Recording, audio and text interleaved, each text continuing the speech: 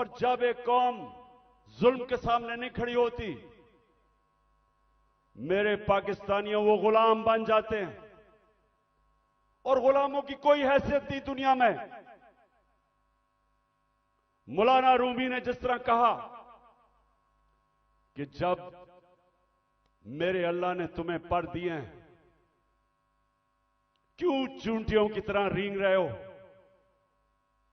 क्योंकि गुलाम रेंगते हैं, आजाद इंसान ऊपर जाते हैं। इल्लामा इकबाल, शायद ही मुसलमान दुनिया में इस तरह का ज़हन आया हो। उनकी शायरी, उनका फलसफा, गौर से उसको अगर आप पढ़ेंगे तो एक बार बार पैगाम वो देते हैं। हिंदुस्तान के गुलामी के अंदर पिसे हुए मुसलमानों को जगा रहे थे।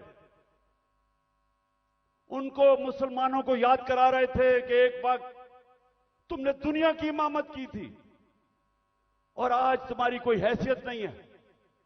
जगा रहे थे उनको। सारा वक्त मुसलमानों को समझा रहे थे कि सिर्फ आजाद इंसानों की हैसियत होती है।